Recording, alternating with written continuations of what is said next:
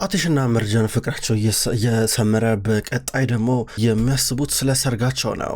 አሁን ስለ ሰርጋቸው ሁለቱም ብዙ ነገር የሚያቀሩት ነገር ግን ጎን ለጎን እነ ነዚር አሁንም ቢሆን ብዙ ነገር ማሴራቸውን አላቆሙም። ነዚርና ሃይደር ቡራክን በማካተት በመጨረሻም አትሽ እንዲታሰር ለማድረግ ጥረት እያደረጉ ናቸው። አትሽ ምንም ባላረገው ነገር ህገወጥ ስራ እንደሚሰራ አድርገው በማስመሰል በአንድ በኩል አትሽና መርጃን ነዚርና ሃይደር እንደጠበቁት ሊፋቱ ቀርቶ በመጨረሻ የመፋታት ምንም አይነት አዝማሚያ አይታይባቸውም። እነ ነዚር ግን የቻሉትን ነገር በሙሉ እያደረጉ ናቸው።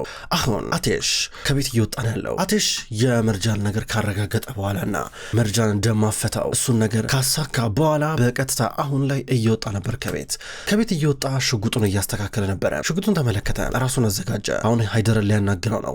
በቀጥታ ሃይደር ወዳለበት ወደሚያድርበት ቤት እየመጣ ነበረ። ሃይደር እዚህ ጋር ክፍሉን ያለው ወደዚህ ያለ ይንኮራደዳል። በድንገት እዚህ ጋር አትሽ እየመጣ ነበረ። አትሽ ወደሱ ቀረበና ትንሽ እንድታወራኝ ፈልጋለሁ ና እስኪ ትንሽ እናውራ ብሎ እየጠየቀው ነበር። ሃይደር ደግሞ ምንድነው ልታወራኝ የፈለግከው አልገባኝም፣ ምንድነው የምትለኝ አንተ ደግሞ ይለዋል። እዚህ ጋር አትሽ ተቀመጠ፣ ወንበር ሳብ አድርጎ ተቀመጠ። ሃይደርም እንዲሁ ይቀመጣል። ምንድነው የምትለኝ እያሉ ነበረ።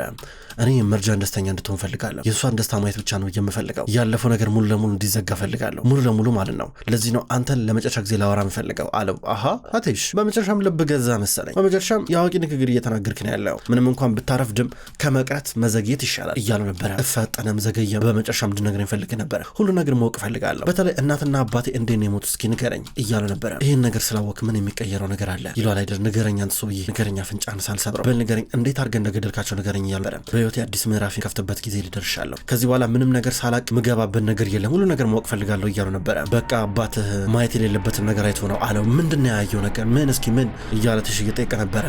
ማለት እኛ በህገወጥ ስደተኞች እናዘዋወር ነበር፣ ምንም እንኳን እነዛ ሰዎች ቃል ወደ ተገባላቸው ሀገር ባይሄዱም እንኳን ማለት ነው እያሉ ነበር። አትሽ ደነገጠ፣ እያዘነ ነበረ። እና አባት እኔ ከዛፈር ጋር ከሊዛ ጋር ምናምን ነገር ሳወራ ሰማ። ከዛም በኋላ ሪዛ ሽጉጥ አወጣና በቃ ተው ምናምን ነገር ብሎ አባትን አስፈራራው። ከዛ አባት ግን በቃ በመጨረሻ ትንሽ ተጣላ ከሊዛ ጋር እና ነገሩ ትንሽ ተጋጋለ፣ ተማማቀ። ከዛም በኋላ ሪዛም ሽጉጥ አወጣ። ከዛ በኋላ ሁለቱ ወንዶች ድንገት ተጣሉ። ሽጉጡን ይዘው እየታገሉ ነበር። በድንገት ነበር ተተኮሰ። አባት ተመታ። ከዛም በኋላ ወደቀ። ከዛ በኋላ ሪዛ ወዲያው እናተ ላይ ተኮሰባት እያለው ነበረ። ምንድነው የምትለኝ እያሉ ነበረ። አትሽ ጊዜው በጣም ከባድ ነበረ። ማለት እንደዚህ ነገር ባይፈጠር ደስ ነበረ። እኔ ለዚህ ነገር ተጠያቂ ልሆን አልችልም ምልህ በቃ ሁሉም ነገር የሆነ ድንገት ነበረ። ሪዛ ነበር ሁሉም ነገር የፈጠረው። ይኸውልህ ስማኝ፣ እኔ ግን ቃል ግባውን እንድትረጋጋ ፈልጋለሁ እያሉ ነበረ። ከዛ አንተ ሪዛን ገደልከው አይደለ? ሻይንንም ገደልከው፣ እውነቱ እንዳይወጡብህ እያሉ ነበረ። አዎ ዝም ማስባል ያለብኝ ሰዎች ዝም ማስብያለሁ እያሉ ነበረ። አንተ ግን ወንድምን ምን ያለምንም ማፈግፈግ እንዴት ትገላለህ? እንዴት የቤተሰብን አካል እንዴት የገዛ ወንድምን ትገላለህ? ምንም ርህራሄና ምህረት የሌለ ሰው ነህ። ሲጀምር ለምን አምናሃለሁ እያሉ ነበር። አትሽ እኔን ማመን አይጠበቅብህም፣ ብታምነኝ ባታምነኝ ይሄን እውነት እየነገርኩ ነው። ተመልከት አባት እንደዚህ አይነት ሰው ነበረ። እንግዲህ እውነቱን ለማወቅ በጣም ተንቀሸቀሸ። ለፖሊስ እናገራለሁ ብሎን አስፈራራን። እኛ ደግሞ ያኔ ስንደራደረው ነበር ሰው ይቅርብህ እያልነው የፈለገውን ነገር ልንሰጠው ልጆቹን እንዲያሳድግ። እሱ ግን በመጨረሻም አመረረ ሲሉ ነበረ። አንተ ታዲያ ምንድነው እነዛ ሰዎችን ወደ ውጭ ሀገር አሻግራለሁ ብለህ አንዳንዶቹ በአሳ እየተበሉ አንዳንዶቹ በራ እየተቀበሩ ማን ስለሆንክ ነው አንተ ይሁላ ያልቀርጋል ዳረከው ነገር ትጠየቃለህ እያሉ ነበረ። ሲጀመር ተስፋ ቆርጦ ነበር በህይወታቸው። ተስፋ ባይቆርጡ ኖሮ ወደ ሩቅ ሀገር ለመሻገር አይሞክሩም ነበር። እና እኔ ምን ላድርግ ታዲያ ነፍሳቸውን ፈጣሪ ይረከብ፣ እኔ አያገባኝም። እንግዲህ ሲጀመር ለነሱ ውለታ እየዋልኩላቸው ነበረ በሰላም እንዲያርፉ እያሉ ነበር። ማንም ብለህ ነው ራስህ ታስብ አንተ ማንም የምትለው ማን በህይወት እንደሚኖር ማን እንደሚተው አንተ ማን ነው ወሳኝ ያደረገ እያሉ ነበር። ይሄ ኑሮ ነው ዓለም ብቻ አለ ፈጣሪ ሁሉም ነገር በቃ እንዲውሱን ያደርጋል። ገባ አይደለ? እንደገና እኔ ደግሞ ሀያል ሰው ነኝ። ምናልባት እኔ ይሆናለሁ ያንተን ዕጣ ፈንታ የምወስንልህ። አዎ ወስኜልሃለሁ። ብትወድም ብጠላም ባትቀበለውም ተመለከትክ።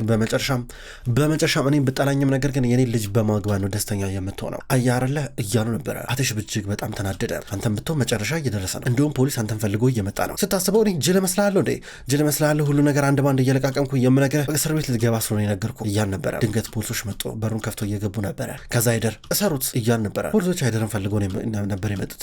አቶ ሃይደር ይልድርም በህገወጥ የሰዎች ዝውውርና በተቀነባበረ ግድያ ምክንያት ተጠርጥረህ ታስረሃል እያሉ ነበር። በካቴና እጁን ያስሩታል። ምን እያደረጋችሁ ነው ያላችሁት? እኔ ምንም አላረኩም፣ ልቀቁኝ እያለ እዚህ ጋር ይታገላል። በአንድ በኩል አትሽ ወደ ውጭ ወጥቶ ይመለከታል። ፖሊሱ መጥቶ የምናደርገውን ነገር እናደርጋለን ይለዋል። ያው እንግዲህ አቶ አትሽ በመጨረሻ ሃይደር እድሜ ልክ እንደሚታሰር ይጠበቃል። እስር ማዘዣ ወጥቶበታል እያለው ነበር አንደኛው ኮሚሽነር። ከዛ እዚህ ጋር እየሰሩት መርጃን ግራ ግብት ብሏት አይኖቿ በሀዘን ተሞልቶ ተመለከታለች። እዚህ ጋር አትሽ ወደ እሷ እየጠጋ ሃይደርን ይዘውት እየሄዱ ናቸው። ምንም አላረኩም እያለ ይጮሃል።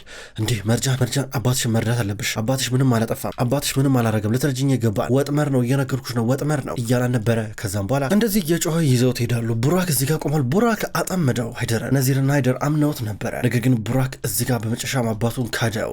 አባት እንዴት ታሳስታለ? ላረከው ነገር ዋጋ ትከፍልበታለ እያሉ ነበር። ዋሸኸኝ ይለዋል። ቡራክ በመጨረሻም አባቱን በቆሞ ቀበረው። እነ ሙዜን እዚህ ጋር ደስ ብሏቸው ይመለከታሉ። ከዛ እዚህ ጋር ሃይደርን መኪና ውስጥ አስገብተውት ይዘውት እየሄዱ ነበረ። ናርሚን ዞር ብላ ቡራክን ትመለከተዋለች። ሲጀመረም አትወደውም። ነገር ግን ሃይደር አምኖት ነበር። አሁን ተካደ። በመጨረሻም ይዘውት ሄዳሉ። ቤተሰቡን እንዳለ ተሰብስበው እየተመለከተ ነበረ። እዚህ ጋር መርጃን ግራ ግብት ብሏት እያለቀሰች ነበረ። አብቅቷል እያለ ነበረ። ያው እንግዲህ አባቴ ምንም እንኳን አባቴ ቢሆንም ነገር ግን የፈለገ ጥፋት ቢሰራ መቀጣት አለበት። በቃ የፈለገ አባቴ ቢሆንም ምንም ቢሆንም መቀኖርበታል። ትክክል እያለችው ነበረ። አትሽ ባረገው ነገር ትክክል እንደሆነ እዚህ ጋር እየተናገረች ነው። እንዲህ እያሉ ኑሯቸውን ቀጥሎ ሃይደር ከታሰረ እነሆ 1 ሳምንት ሞላው። ከ1 ሳምንት በኋላ እነ አትሽ ኑሯቸውን በተለመደው መንገድ ቀጥለዋል። አቴ ዛሬ በጠዋት ተነስተዋል። የሚያስቡት ስለ ሰርጋቸው ነው። እንደምን አደርክ አለችው በጠዋት ተነስታ። እሱም ቢሆን እንደምን አደርሽ የኔ ፍቅር እያለ እርሷ እየጠጋ ነበረ። ልብሱን እየለበሰ ነው ያለው። እስኪ ቆይ እያለችው ነበረ። ጸጉርሽ እንዴ እያለ ጸጉሯን እየነከረ ምረው ዛሬ በጣም ደስ ብሏል አለችው። እንዴ ለምን ደስ አይለኝ? በጣም ቆንጆ ቀን ነው፣ ምርጥ ቀን ነው። እንደገና ደግሞ ከሁሉም በላይ አንቺ ከጎኔ ያለሽ በጣም እድለኛ ሰው ነኝ ያላን ነበረ። ታዲያ ለዚህ ብቻ ነው የምስቀው? ለዚህ ብቻ ነው ደስ ያለ አለችው። ታዲያ ከዚህ ውጭ ምን ደስ ይለኝ ይችላል? ኧረ ርቦኛል ነኝ ቁርስ እንብላ ወርደን እያለ ነበር። እሺ ይቻላል፣ ልብሴ ልቀይር መጣሁ አለችው። እሺ ብሏት እየወጣ ነበረ። ለምን እንደዚህ የሚደሰተው ምንድነው? ምን አይቶ ነው? ምን ሰምቶ ነው ብላ ገርማት በቀጥታ ወደ መታጠቢያ ክፍል እየገባች ናት ያለችው። በሌላ በኩል ናርሚን ሃይደር ልጠይቀው ከ1 ሳምንት በኋላ አስረው መጣች። ከዛ ፊት ለፊት አገኘችው። እንዴት ነህ አለችው። ስልኩን ወደ ጆሮ አስጠግታ ናርሚን እንደዚህ አይነት ቦታ ላይ ሰው እየኖረ እንዴት ነህ ተብሎ ይጠይቃል እንዴት ትመስላለሁ እያላን ነበረ። ተመልከት ምን አይነት ችግር ውስጥ እንደገባን ተመልከት። ብቻ ያን ጅል ቡራክ የሚባል ጅል አምነኸው ከአተሽ ጋር ተጣምሮ እስር ቤት እንድትወረወር አደረገ። እኔ መጀመሪያም ያለች ቀልብ ያልወደደው አላምነውም ነበር ትላለች። ይገባኛል፣ ላደረገው ነገር ግን ዋጋ ይከፍላል ይላታል። ምን ልታረግ ነው ስትሮ ነበረ። ምን ልታረግ ነው? እኔስ በሆን የማየው መከራ ቀላል መሰለ እንዴ ትለዋለች። ቢያንስ አንቺ እኮ ነጻ ሴት እኮ ነሽ፣ አንቺ እኮ ነጻ ነሽ እኮ። ግን ተመልከችኝ በምን አይነት ሁኔታ ውስጥ እያለፍኩ እንዳለ ብቻ ይልኝ ይላታል። ከዛ ዝም ብላ አየችው። ተመለከትሽ እዚህ እስር ቤት ውስጥ 1 ሳምንት ማለት 1 ዓመት ነው። ጭንቅላቴን ወደ ግራ አዞራለሁ፣ ወደ ቀኝ አዞራለሁ፣ ወደ ላይ ወደታች እመለከታለሁ። በቃ 4 ማዕዘን ነገር ውስጥ ነኝ። በግድግዳ ተከብቤ ምንም ነገር የለም። ልክ እንዳይጥ አንድ ወጥመድ ውስጥ ታግጃለሁ።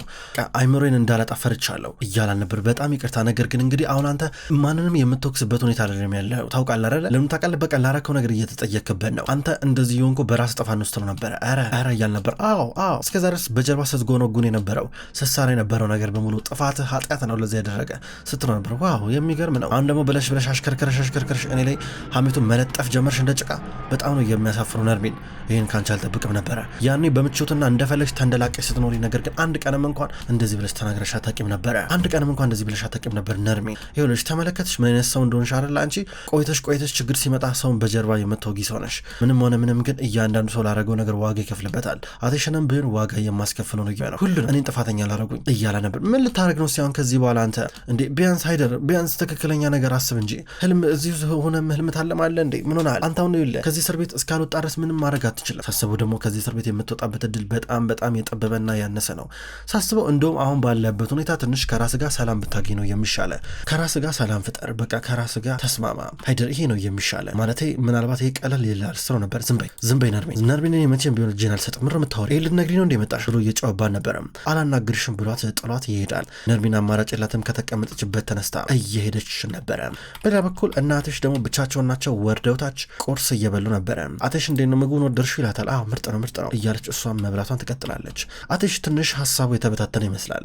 በተለይ ደግሞ ስለ ሰርጋቸው በሚቀጥሉት ቀናቶች አንዳንድ ማድረግ የሚጠበቅባቸው ብዙ ነገሮች አሉ። ከነዚህ መካከል የጋብቻ የሚበተነውን የሰርግ ወረቀት ማዘጋጀት፣ ቀሚስ መምረጥ፣ ልብስ መምረጥ ምናምን የሚባሉ ብዙ ጣጣዎች አሉ በእነሱ ባህል። ከዛም በኋላ አሁን እነዚህ ነገሮች ቀስ ብላ ልታዋራው ስትሞክር እሱ ስለ ስራ ያወራባታል። ግራ ገባት። ከተቀመጠበት ከዛ ተነስቶ ሄደ። ቸኩላለሁ ስራ አለብኝ ብሏት ሄደ። እዚህ ጋር መርጃን እያሰበች ያለችው አቴሽ ሀሳቡ እንደተበታተነ ነው። ግራ ገባት። ከዛ እያሰበችበት ነበረ። ጓደኛዋን ዲሜትን ጠራቻት። ዲሜት ቤት መጣች። ጓደኛዬ እንዴት ነች ታዲያ? እንዴት ነው ተስማማሽ? እያለች ምንም አይደለም ዲሜት፣ ግን ግራ ገብቶኛል። አላውቅም፣ እኔ እንጃ አላውቅም። ብቻ የሆነ የተለየ ስሜት እየተሰማኝ ነው። እኔ እንጃ ላላስበው እየሞከርኩኝ ነው። ማለት ዝም ብዬ አውቄ እንዳላወቀ ምናምን ለማለፍ እየሞከርኩኝ ነው አለቻት። ትንሽ እኮ ልክ ነሽ። ማለት አሁን እያሳለፍሽ ያለሽው ነገር በጣም አስቸጋሪ ይችላል በአባትሽ ምክንያት፣ ነገር ግን ጊዜ ይፈውስሻል አለቻት። አሁን እንጃ። እስኪ ለማንኛውም የሰርጉን ካርድ እስኪ ላሳይሽና ዲዛይኖቹን እንምረጥ ስትራ ነበረ። ይሄን ነገር አንቺ እናትሽ ናችሁ መመልከት ያለባችሁ ሲመስለኝ፣ ሁለታችሁ ብትመርጡ ዶም የተሻለ ነው ስትራ ነበረ። አይ እሱ እንኳን ስራ ሄደ በእናትሽ፣ ሰሞኑን ባህሪ በሙሉ እየተቀየረብኝ ነው። በቃ አባዬ ከታሰረ በኋላ የእሱን ባህሪ ተቀይሯል። የሆነ እየተንቀሸቀሸብኝ ነው። ምንም መረጋጋት የሚባል ነገር የለበትም አለቻት። እንዴ እንደዚህ መሆን የለበትም ስትራ ነበረ። አይ ምናልባት እኔ የሰርጉ ስለተቃረበ ምናልባት ይሄ ነገር በጣም እንትን ብሎት የሆነ አላቅም፣ እኔ እንጃ፣ ግራ ገባኝ፣ ጨንቆት ይሁን የሆነ ነገር እየደበቀኝ እንዳለነስ ይሰማኛል አለቻት። ለምሳሌ ምን አይነት ስትራ ነበረ። ጠዋት እነሳለሁ፣ ከዛ ፊት ለፊቴ ልብስ እየቀየረ አየዋለሁ፣ አዲስ ባህሪ በቃ። ከዛ ዝንጥ ብሎ ሽቶን ተቀብቶ ምናምን ነገር ይሄዳል። ከዛ የነ ምናምን ስለው ስራ ነኝ ምናምን ነገር ይለኛል። ከዛ ተረጋግቶ ቁርስ የማይበላም። አሁን ቅድም ተጠርፎ ነበር የወጣው፣ እንደማድረግ አላቅም ጓደኛዬ እያለቻን ነበረ። ከዛ ልብሱን መምረጥ ጀመሩ። ይሄ በጣም ያምራል እያለቻን ነበር። ዲሜት እዚህ ጋር መርጃን በስልኳ የሆነ የቀሚስ ዲዛይን እያሳየቻን ነው። በዚህ ሁሉ ማለፍ ፍዘዝ ድንዘዝ ያለችው አስሊ ናት። አስሊ የሆነ ብዙ ማሰብ ብዙ ማሰላሰል ምናምን ከድሮ የበለጠ በጣም በተረጋጋ መንፈስ ነው ቀኑን የምታሳልፈው። አሁን በአንድ አቅጣጫ እየተመለከተች ነበረ። ሙዘይን የአስሊ ሁኔታ እያሳሰባን ነበረ። ልጄ ምንም ነገር ባረግ ላንቺ ጤንን ላንቺ እንዲ ብዬ ነው ትላታለች። በየጊዜው የምሰጣት ሻይ ውስጥ እየጨመረች አርጋ የምታቀብላን ነገር አስሊን በመጨረሻ እዚህ ጋር ፈዘዝ እንድትል ያረጋት ይመስላል፣ አይምሯ እንዲረጋጋ። እዚህ ጋር ወደ አስሊ እየቀረበች ነበር። ሙዘይን ማዬ የሆነ የተለየ ስሜት እየተሰማኝ ነው፣ በቃ የሆነ አላቅም ምንም እየገባኝ አይደለም ትላታለች። ልጄ ደህና ትሆኛለሽ፣ እውነት እመኚ ደህና ትሆኛለሽ እሺ እያለቻ ነበረ። ማዬ ከዚህ በላይ ነገር እያየው ዝም ማለት አልችልም፣ በቃ እርጂኝ ጭንቅላቴ ውስጥ የሆነ ድምጽ እየተሯሯጠ ነው ያለው፣ በቃ ውካታ ነው ያለው ጭንቅላቴ፣ ምንም ሊረጋጋ አልቻለም እያለቻ ነበር። አውቃለሁ ግን እንደዚህ መሆን አለብሽ፣ በቃ ገባሻ? ሰዎች አንዳንድ ጊዜ በአይምሮም በአካልም ሊደክሙ ይችላሉ እና አየሽ እንደዚህ አይነት ሁኔታ ላይ ደግሞ ስደርሽ አይምሮሽን ማጥራት አለብሽ እንደገና ጉልበት ለማግኘት ማለት ነው። ስትራ ነበር። ልክ ነሽ። አትሽ እንዴት ነው አሁን ምን እንደተናደደብኝ ነው አለቻት። ኧረ ስለ አትሽ እርሽ በቃ ስለ ራስሽ አስቢ። እንዴ ስለሱ እስከ መቼ ነው የምታስቢው? በቃ ታዩ እያለቻ ነበረ። አላቅም እማዬ እኔ እንጃ ስትራ ነበር። እንዴ አንቺ እኮ አድርገሻል እኮ በቃ ውስጥ እንግባሽ፣ የሚገርም ነገር ሰራልሻለሁ እና ሻይ አፈላልሻለሁ እያለቻ ነበረ። በመጨረሻ አስሊ ለዚህ በቅታለች። በሌላ በኩል መርጃናውን ከጓደኛዋ ጋር አውርታ እየጨረሰች ነው። ከዛም በኋላ ዲሜት በቃ ሊድ እያለች ነው። በቃ እንግዲህ የሰርጉን ቀሚስ በተመለከተ ስትወሰኝ ደዊና ነገርኛ አዲስ ነገር እንትንላለን እያለቻ ነበር። ልክ ነሽ ትላታለች። ድንገት እዚህ ጋር ጀማልና ቲሽ እየመጡ ነበር። በርቀት ሁለቱ ወንዶች አዩቸው። መርጃን ዞር ስትል ሁለቱ ወንዶች እያወሩ ስታይ ወይ ጉድ፣ አሁን ደግሞ ምንድን ነው የሚያወሩት እነዚህ ወንዶች? ምን እየተባሉ ትላታለች። እኔ እንጃ አላቅም፣ ምናልባት እንትን ነው የሚሆነው ስለ ስራ ነው እያለቻ ነበር። ሁለቱ ወንዶች ፈገግ እያሉ ቀረባቸው። እየመጡ ነው ይባባላሉ። ጀማልና ቲሽ ከቀረበ በኋላ እንዴት ናችሁ እያሏቸው ነበረ። በተለይ ጀማል ወደ ዲሜት በጣም ጠጋ ብሎ ነበረ ሰላምታ እያቀረበ ያለው። በቃ እኔ እንኳን መሰራው ስራ አለ በቃ ሊድ ስትል ነበረ። እኔም ሊድ ነበር አብረን ሄዳ እያላን ነበረ። ለዛ ላድርስሽ እያላን ነው። ይቻላል እያለችው ነበረ። ከዛ ሁለቱም እንደዚህ ሲያወሩ እያዩቸው ሲሽኮረመሙ ሲመለከቷቸው አቴሽና መርጃን እያዩ ሲስቁ ነበረ። እንሂድ ተባብለው ሄዳሉ። ጀማል ቻው ብሏቸው ሲሄድ አንተ እኛ መጀመሪያ ላይ እንደዚህ ነበር ስንሆን የነበረው አለችው። ሆኑ ነው እንግዲህ ይገርማል ግን እያላ ነበረ። ከዛ ተቀምጠው ሊያወሩ መርጃናውንም ቢሆን አፋፉን ትመለከታለች። ምክንያቱም አቴሽ ትንሽ እንደተቀየረ አይነት ስሜት እየተሰማን ነው። በተለይ ደግሞ አቴሽ ትኩረቱን እያጣ እንዳለ አይነት ስሜት ይሰማታል። አሁን ስለ ሰርጉ እየጠየቀችው ነበር አንዳንድ ነገሮችን። እሱ ግን የሆነ ዝግትግት ያለ መልስ ይመልስላታል። ስለ ስራ ብቻ ነው በጠቅላላው የሚያወራው። ስራው ደግሞ አሰልቺ ነው። ስለ ስራው እሷን ብትሆን ታውቃለች። 10 ጊዜ ስልኩን ይነካካል፣ ስልኩን ይመለከታል። ምንድነው ከስልኩ ያጣመረው ብላ ራሷን ሁሉ እየጠየቀች ነበረ። ከዛ በኋላ አቴሽ በጣም አበዛው ነው የሆነ ታበዛው፣ በቃ ስልክህን እቀማሃለሁ አምጣው እያለችው ነበረ። አምጣው ብላ ልትቀበለው እየሞከረች በአንድ በኩል እሱ ደግሞ እባክሽ መርጃን ስልኬን አምጪው እያለ ከሷ ጋር እየተላፋ ሁለቱ አብረው ይሯሯጣሉ። በመጨረሻ ማሯሯጣትና እየተቀበላ ነበር። ድንገት ተደወለለት። ጣይም ብሎ ይሄዳል። ምንድነው እንደዚህ አመሉ የሚቀያየረው ብላ መርጃን እየተፈተነች ነው። ተቋልቻለችም። ውድ ተመልካቾች እንኳን ወደ ቅጠል ቲቪ ዩቲዩብ ቻናል በሰላም መጣችሁ። ተመልካቾች በዛሬው ዕለት መሀል ልብ የተሰኘውን ድራማ ተመልክተናል። ተመልካቾች ቅጠል ቲቪ ዩቲዩብ ቻናል መሀል ልብ፣ ቀይ እጣ እንዲሁም የክብር ጌጥ የሚሰኙ አስገራሚ የቱርክ ድራማዎችን እያፈራረቀ ወደ እናንተ ማድረሱን ይቀጥላል። እናንተም ቪዲዮዎች ወደ እናንተ ሲደርሱ ላይክ እያረጋችሁ እንዲሁም አስተያየት እየሰጣችሁ ኮሜንት እያረጋችሁ እንድትከታተሉ ከወዲሁ ለመጋበዝ ወዳለሁ። ከመጀመሪያው እስከ ፍጻሜ ስለተከታተላችሁን ከልብ አመሰግናለሁ። ሁልጊዜ ዘውትር እየመጣችሁ ቪዲዮዎች ላይ ኮሜንት የምታደርጉና የምትከታተሉኝን ክቡራን ተመልካቾች ከልብ አመሰግናለሁ። በቀጣይ አዲስ ቪዲዮ እስከምንገናኝ ድረስ በያላችሁበት መልካም ቆይታ ይሁን።